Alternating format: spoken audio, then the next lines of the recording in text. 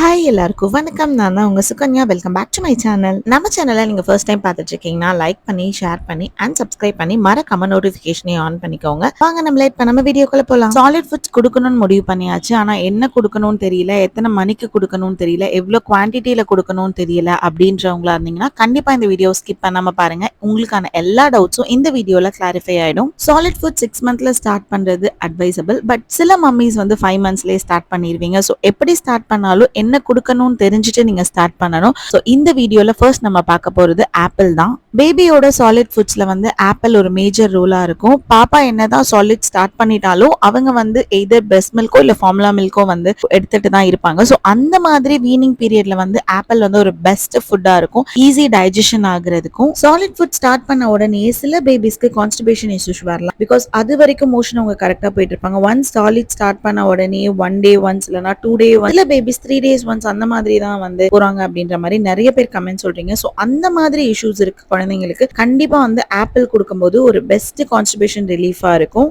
இங்க ஆப்பிள நான் நல்லா கழுகிட்டு தோல் சீச்சிட்டு குட்டி குட்டியா கட் பண்ணி இட்லி பாத்திரத்துல வேக வச்சிருக்கேன். ஒரு 3 to 4 மினிட்ஸ்லயே வந்து நல்லா வந்து பாயில் ஆயிடும். ரொம்ப நேரம் ஆப்பிள் குக் பண்ணணும்ன்ற அவசியம் கிடையாது. பட் குக் பண்ணாமையும் பேபிஸ்க்கு கொடுக்க கூடாது. ஆப்பிள முடிஞ்ச அளவுக்கு இந்த மாதிரி இட்லி குண்டான்ல வேக வைக்க ட்ரை பண்ணுங்க. இப்போ நம்ம தண்ணி சேர்க்காம மிக்சிலயோ இல்ல பிளெண்டர்லயோ வந்து ஒரு பல்ஸ் விட்டோம்னா நல்லா பியூரி ஃபார்ம்ல வந்துடும். இந்த பிளெண்டர் எங்க வாங்குனீங்க அப்படின்ற பேரோட டிஎம் வந்து இன்னும் நான் ரிசீவ் பண்ணிட்டே இருக்கேன். ஸோ இந்த பிளெண்டரோட லிங்க் நான் கீழே டிஸ்கிரிப்ஷன்ல கொடுக்குறேன். கண்டிப்பா இந்த பிளெண்டர் வேணும்னா செக் பண்ணி பாருங்க. இங்க பாருங்க, ஒரு பல்ஸ் விட்டோம்னா எவ்வளவு பியூரி ஃபார்ம்ல சாஃப்டா ரெடி ஆயிடுச்சுன்னு.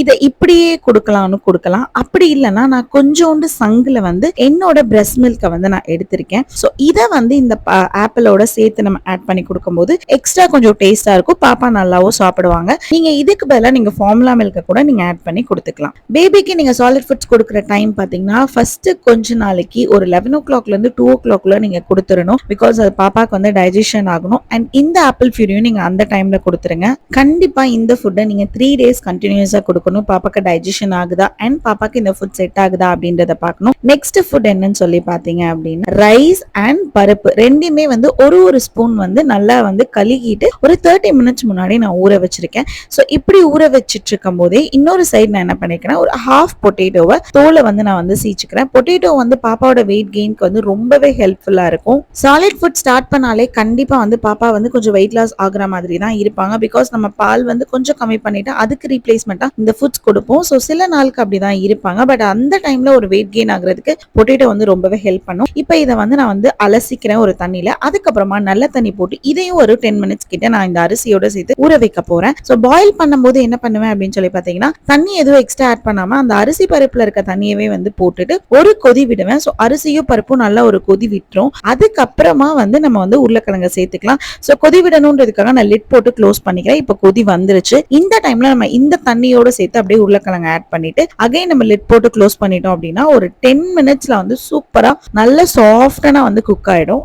பாசி பருப்புல ஃபைபர் கண்டென்ட் அதிகமா இருக்கனால பேபியோட growthக்கு நல்லாவே ஹெல்ப்ஃபுல்லா இருக்கும். அண்ட் அவங்களோட ஸ்கின் அண்ட் ஹேருக்கும் நல்லாவே பெனிஃபிட்டா இருக்கும். இதை நீங்க குக்கர்லயும் வைக்கலாம். குக்கர்லனா ஒரு 3 விசில் விட்டா போதும். 10 மினிட்ஸ்ல எவ்வளவு சாஃப்டா வந்து உருளைக்கிழங்கு அரிசி பருப்பு மூணுமே வெந்துருச்சுன்னு பாருங்க. நல்லா கொலைய விட்டுட்டோம் அப்படின்னா நமக்கு வந்து பிளெண்ட் பண்றதுக்கு ஈஸியா இருக்கும். நான் கொஞ்சம் மேஷர் வச்சு அந்த உருளைக்கிழங்கு வந்து நல்லா பிளெண்ட் பண்ணிட்டு அதுக்கப்புறமா ஒரு மிக்ஸி இல்லைன்னா வந்து பிளெண்டர்ல வந்து ஒரு பல்ஸ் விட்டோம்னா நல்லா பியூரி ஃபார்ம்ல ரெடி ஆயிடும். இதை வந்து நீங்க வந்து டைரக்டா வந்து ரைஸ் வறுத்து கூட நீங்க வந்து கஞ்சி மாதிரி ரெடி பண்ணிக்கலாம். பட் அந்த மாதிரி கொடுக்கறதுக்கு இந்த மாதிரி கொடுக்கும்போது டேஸ்ட் வந்து நல்லா இருக்கும். அண்ட் உருளைக்கிழங்கு பருப்பு அரிசி மூணும் சேரும்போது பாப்பாவோட வெயிட் கெயினுக்கு வந்து நல்லாவே ஹெல்ப்ஃபுல்லா இருக்கும். நான் இந்த மாதிரி ஒரு கன்சிஸ்டன்சில வச்சுப்பேன். உங்களுக்கு வேணும்னா நீங்க இன்னும் கொஞ்சம் கூட வாட்டர் ஆட் பண்ணிக்கலாம். இதையும் ஒரு 11 o'clockல இருந்து 2 o'clockக்குள்ளே கொடுத்துருங்க. உங்களுக்கு வேணா இதுல நீங்க லைட்டா கீ ஆட் பண்ணிக்கலாம். தேர்ட் ஃபுட்டா நம்ம பார்க்க போறது வந்து ரெட் டவல் தான். ரெட் டவல் பேபியோட வெயிட் கெயினுக்கு மட்டும் இல்லாம அயன் கார்போஹைட்ரேட் நிறைஞ்ச ஃபுட். சாலிட் ஃபுட் ஸ்டார்ட் பண்ண உடனே அவங்களோட ஃபுட்ல இதை கொடுக்க ட்ரை பண்ணி பாருங்க.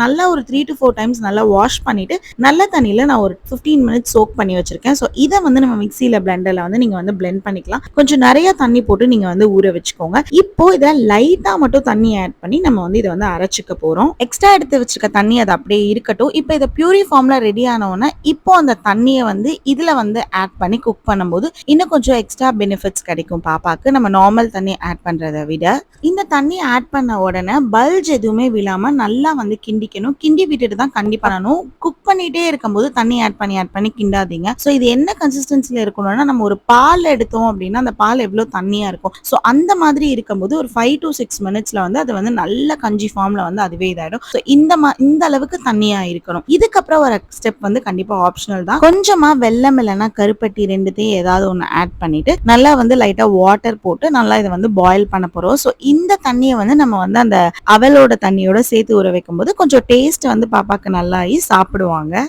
பாப்பாக்கு அயன் டெஃபிஷியன்சி கம்மியா இருக்கு அப்படின்னா கண்டிப்பா அவங்களுக்கு இந்த ரெட் அவலை வந்து கொடுக்க ட்ரை பண்ணுங்க. வீக்லி த்ரைஸ் இல்லைன்னா ட்வைஸ் கொடுக்கலாம். இது 6 மந்த் பேபி 5 மந்த் பேபி தான் கொடுக்கணும்ல, இல்ல நீங்க இதை வந்து 5 இயர்ஸ் இல்லைன்னா பெரியவங்க வரைக்கும் இதை வந்து சாப்பிட சொல்லுவாங்க. அவ்வளோ நல்லதா இருக்கும். அண்ட் இப்போ வந்து பாத்தீங்கன்னா இன்னுமே கொஞ்சம் தண்ணியா இருக்க மாதிரி இருக்கு. ஸோ இது 7 மினிட்ஸ்ல நல்லா கட்டியாகி ஒரு நல்ல ஒரு பியூரி ஃபார்முக்கு வந்துடும். ஸோ ஸ்லோ ஃபிளேம்ல நல்லா குக் பண்ணும்போது கரெக்டா இருக்கும். ஒரு ஃபுட்டை ஸ்டார்ட் பண்ணிட்டீங்கன்னா அதை ஒரு 3 டேஸ் கண்டிப்பா பாப்பாக்கு கொடுங்க ஸ்டார்டிங் பீரியட்ல. ஸோ இந்த 3 ஃபுட்டு கண்டிப்பா 1 வீக்குக்கு பாப்பாக்கு வரும். ஸோ இந்த வீடியோ பிடிச்சிருந்துச்சுன்னா நம்ம பேஜை லைக் பண்ணி மறக்காம சப்ஸ்கிரைப் பண்ணிக்கோங்க. We'll see you in the next video.